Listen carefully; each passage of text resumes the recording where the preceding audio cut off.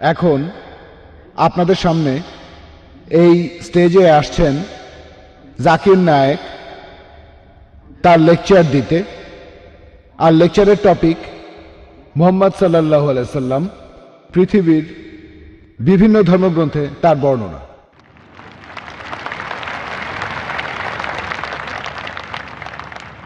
আলহামদুলিল্লাহ ওয়াসসালাতু ওয়াসসালাম আলা রাসূলিল্লাহ ওয়া আলা আলিহি ওয়া সাহবিহি আজমাইন, আম্মা বাদ। আউযু বিল্লাহি মিনাশ শাইতানির রাজীম, বিসমিল্লাহির রহমানির রহিম। মা কানা মুহাম্মাদুন আবা আহাদিম মির রিজালিকুম ওয়ালাকিন রাসূলুল্লাহ ওয়া খাতামুন নবিয়্যিন ওয়া কানা আল্লাহু বিকুল্লি শাইইন আলিমা। রব্বি ইশরাহ লি সাদরি ওয়া ইয়াসসির লি আমরি ওয়াহলুল উকদাতাম মিন লিসানি ইয়াফকাহু কাওলি। শ্রদ্ধেয় গুরুজনেরা এবং আমার প্রিয় ভাই ও বোনেরা, আপনাদের সবাইকে স্বাগত জানাই ইসলামিক সম্ভাষণে। আসসালামু আলাইকুম ওয়া রাহমাতুল্লাহি ওয়া বারাকাতুহু। আল্লাহ সুবহানাহু ওয়া তাআলার দয়া, শান্তি ও রহমত আপনাদের সকলের উপরে বর্ষিত হোক। এই লেকচার এখানে আজকের টপিকটা হচ্ছে মুহাম্মদ সাল্লাল্লাহু আলাইহি সাল্লাম, পৃথিবীর বিভিন্ন ধর্মগ্রন্থে তার বর্ণনা। অনেক লোকেরই ভুল ধারণা আছে যে ইসলাম একটা নতুন ধর্ম, যেটাই পৃথিবীর বুকে এসেছে 1400 বছর আগে, আর নবী মুহাম্মদ সাল্লাল্লাহু আলাইহি সাল্লাম হলেন এই ধর্মের প্রতিষ্ঠাতা। সত্যি বলতে ইসলাম পৃথিবীতে আছে সেই সুদূর অতীত থেকেই, যখন প্রথম মানুষটা পৃথিবীতে হেঁটে বেড়াতো। আর মুহাম্মদ সাল্লাল্লাহু আলাইহি সাল্লাম তিনি এই ধর্মের প্রতিষ্ঠাতা নন, তবে তিনি হলেন সর্বশেষ ও চূড়ান্ত নবী, আল্লাহ সুবহানাহু ওয়া তাআলার আল্লাহর শেষ রাসূল। তাকে পাঠানো হয়েছে সব মানুষের জন্য। আমাদের পবিত্র কোরআন বলছে, সূরা ফাতিরের 24 নম্বর আয়াতে উল্লেখ করা হয়েছে, ওয়া ইন মিন উম্মাতিন ইল্লা খালা ফিহা নাযীর। এমন কোন সম্প্রদায় নেই যেখানে আমি সতর্ককারী পাঠাইনি।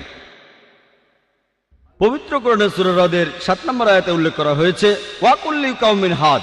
প্রত্যেক সম্প্রদায়ের জন্য আমি পথপ্রদর্শক পাঠিয়েছি। নাম ধরে পবিত্র কোরআনে আল্লাহ তাআলার 25 জন নবীর নাম আছে। যেমন ধরেন আদম, নূহ, ইব্রাহিম, মুসা, যিশু, মুহাম্মদ, তারা সকলেই শান্তিতে থাকুন। পবিত্র কোরআনে আল্লাহ সুবহানাহু ওয়া তাআলার 25 জন নবীর নাম উল্লেখ করা আছে। তবে আল্লাহ তাআলা কোরআনে আরো বলেছেন, সূরা নিসার 164 নম্বর আয়াতে উল্লেখ করা হয়েছে। এছাড়াও সূরা গাফিরের 78 নম্বর আয়াতে উল্লেখ করা হয়েছে, আমি আগে তোমাকে বলেছি কিছু নবীদের কথা, কিছু রাসূলদের কথা, বাকিদের কথা বলিনি। তার মানে পবিত্র কোরআনে সব নবী রাসূলের নাম উল্লেখ করা নেই। আর আমাদের নবীজি মুহাম্মদ সাল্লাল্লাহু আলাইহি সাল্লাম বলেছেন, এটা একটা সহিহ হাদিস, এটার উল্লেখ আছে মিশকাত আল মাসাবিতে 3 নম্বর খণ্ডের হাদিস নম্বর 5737। আমাদের নবীজি মুহাম্মদ সাল্লাল্লাহু আলাইহি সাল্লাম বলেছেন যে আল্লাহ সুবহানাহু ওয়া তাআলা এই পৃথিবীতে প্রায় 1,24,000 পয়গম্বর পাঠিয়েছেন। তবে নাম ধরে পবিত্র কোরআনে 25 জনের কথা বলা হয়েছে। কিন্তু এই সব রাসূল যারা এসেছেন সর্বশেষ নবী মুহাম্মদ সাল্লাল্লাহু আলাইহি সাল্লামের আগে, তারা এসেছিলেন শুধু তাদের সম্প্রদায়ের জন্য। আর তারা যে কথাগুলো প্রচার করেছেন সেই কথাগুলো মেনে চলা দরকার ছিল একটা নির্দিষ্ট সময়ের জন্য। যেসব নবী রাসূল মুহাম্মদ সাল্লাল্লাহু আলাইহি সাল্লামের আগে এসেছিলেন, তারা এসেছিলেন শুধুমাত্র তাদের সম্প্রদায়ের জন্য। যেমন ধরেন ঈসা আলাইহিস সালাম, খ্রিস্টানরা যাকে বলে যীশু খ্রিস্ট, তিনি এসেছিলেন শুধু ইহুদিদের জন্য, ইসরায়েলীদের জন্য। আল্লাহ পবিত্র কোরআনে বলেছেন, সূরা ইমরানের 49 নম্বর আয়াতে উল্লেখ করা হয়েছে যে ঈসা নবী বা যীশু খ্রিস্ট তিনি ছিলেন বনী ইসরায়েলের জন্য একজন নবী, ইসরায়েলের সন্তানদের জন্য। এছাড়াও একই ধরনের কথা আছে সূরা সাফে 6 নম্বর আয়াতে উল্লেখ করা হয়েছে যে যীশু খ্রিস্ট নিজের মুখে বলেছেন ইসরায়েলবাসীদের উদ্দেশ্যে, আমাকে এখানে আল্লাহর রাসূল হিসেবে পাঠানো হয়েছে। আর একই ধরনের কথা এমনকি পবিত্র বাইবেলেও আছে। বাইবেলে উল্লেখ করা আছে গসপেল অফ ম্যাথিউ 10 নম্বর অধ্যায়ের 5 ও 6 অনুচ্ছেদে যীশু খ্রিস্ট তার নিজের মুখে বলেছেন, তিনি তার শিষ্যদের বলছেন যে তোমরা কেউ জেন্টাইলদের পথ অনুসরণ করো না। এই জেন্টাইল কারা? যারা ইহুদি না, হিন্দুরা, মুসলিমরা, তোমরা কেউ জেন্টাইলদের পথ অনুসরণ করো না, আর তোমরা কেউ সামারিটিন শহরে প্রবেশ করবে না, তার বদলে তোমরা ইসরায়েলের শহরে প্রবেশ করবে। একই ধরনের কথা আছে গসপেল অফ ম্যাথিউ 15 নম্বর অধ্যায়ের 24 অনুচ্ছেদে, যেখানে যীশুখ্রিস্ট তার নিজের মুখে বলেছেন যে আমাকে পাঠানো হয়েছে শুধুমাত্র ইসরায়েলবাসীদের পথ দেখানোর জন্য। তার মানে হচ্ছে যে কোরআন এবং বাইবেলের কথা অনুযায়ী যীশুখ্রিস্টকে পাঠানো হয়েছিল শুধুমাত্র বনী ইসরায়েলীদের জন্য, শুধুমাত্র ইহুদিদের জন্য, ইসরায়েলের সন্তানদের জন্য। তবে নবীজি মুহাম্মদ সাল্লাল্লাহু আলাইহি সাল্লাম ছিলেন সর্বশেষ আর চূড়ান্ত নবী। লেকচারের শুরুতেই আমি পবিত্র কোরআনের একটা আয়াত বলেছিলাম। সূরা আহজাবের 40 নম্বর আয়াতে উল্লেখ করা হয়েছে, বলা হয়েছে, মা কানা মুহাম্মাদুন আবা আহাদিম মির রিজালিকুম ওয়ালাকি রাসূলুল্লাহ ওয়া খাতামুন নবিয়্যিন ওয়া কানা আল্লাহু বিকুল্লি শাইইন আলিমা। মুহাম্মদ সাল্লাল্লাহু আলাইহি সাল্লাম তিনি তোমাদের মধ্যে কোনো পুরুষের পিতা নন, তবে তিনি হলেন আল্লাহর প্রেরিত রাসূল, আর তিনি হলেন নবুয়তের সিলমোহর। নিশ্চয়ই আল্লাহ তাআলা সব বিষয়ে জানেন। যেহেতু মুহাম্মদ সাল্লাল্লাহু আলাইহি সাল্লাম ছিলেন আল্লাহর সর্বশেষ ও চূড়ান্ত রাসূল, সেজন্য তাকে শুধুমাত্র মুসলিমদের জন্য পাঠানো হয়নি বা আরবদের জন্য। আল্লাহ পবিত্র কোরআনে বলেছেন, সূরা আনবিয়ার 107 নম্বর আয়াতে উল্লেখ করা হয়েছে, ওমা আরসালনাকা ইল্লা রাহমাতাল লিল আলামিন, আমি তো তোমাকে পাঠিয়েছি শুধুমাত্র বিশ্বজগতের প্রতি রহমত হিসেবে, প্রাণী জগতের প্রতি একটা রহমত হিসেবে, পুরো মানুষ জাতির প্রতি রহমত হিসেবে। এরপর পবিত্র কোরআনে সূরা সাবার 28 নম্বর আয়াতে উল্লেখ করা হয়েছে, ওয়ামা আরসালনাকা ইল্লা কাফাতাল লিন্নাস বাশিরা ওয়া নাযিরা, আমি তো তোমাকে পাঠিয়েছি পুরো মানুষ জাতির রাসূল হিসেবে, সুসংবাদ দেবে আর পাপ কাজে সতর্ক করবে। কিন্তু অধিকাংশ মানুষই একথা জানে না। যেহেতু মুহাম্মদ সাল্লাল্লাহু আলাইহি সাল্লাম ছিলেন সর্বশেষ ও চূড়ান্ত নবী, আমাদের নবীজির পরে অন্য কোনো রাসূল বা নবী আসবেন না। সেই কারণেই তাকে শুধু মুসলিমদের জন্য পাঠানো হয়নি অথবা আরবদের জন্য, তাকে পাঠানো হয়েছিল পুরো মানুষ জাতির জন্য। আমরা মুসলিমরা আমরা বিশ্বাস করি যে পবিত্র কোরআন এটা হলো আল্লাহ তাআলার বাণী, এটা হলো আল্লাহ তাআলার সর্বশেষ আসমানি কিতাব। তাই কোরআন যা বলছে আমরা সেটা মানি। সেজন্যই আমরা এটাও মানি যে নবী মুহাম্মদ সাল্লাল্লাহু আলাইহি সাল্লাম হলেন সর্বশেষ ও চূড়ান্ত নবী, আর এটাও মানি তাকে পাঠানো হয়েছে পুরো মানুষ জাতির জন্য।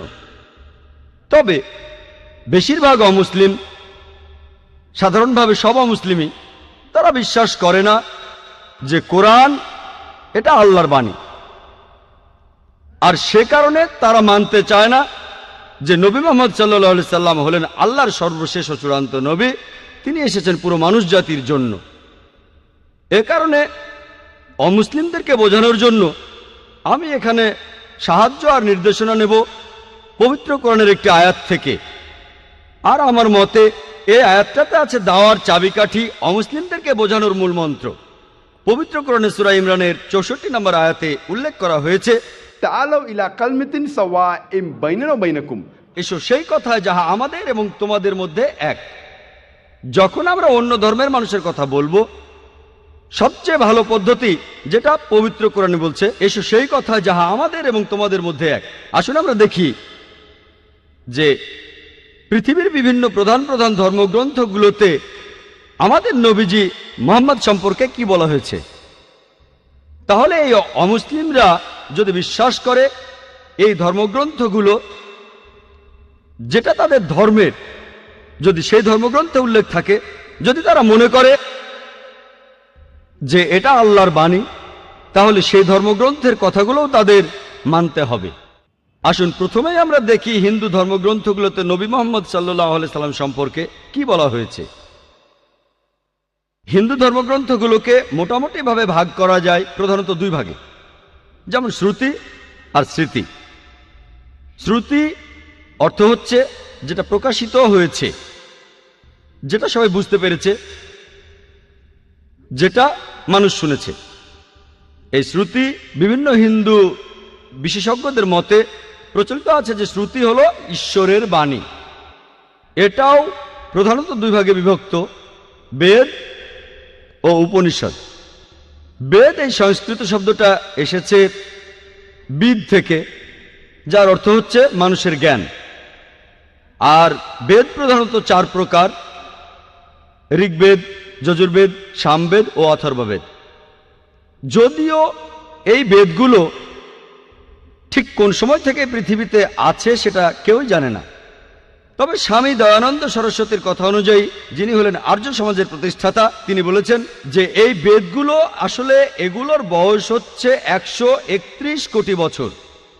তবে এই বিশেষজ্ঞদের বেশিরভাগই তারা বলেন বেদের বয়স আনুমানিক 4000 বছর। পৃথিবীর কোন অংশে এই বেদ প্রথম এসেছিল সেটা আমরা কেউ জানি না,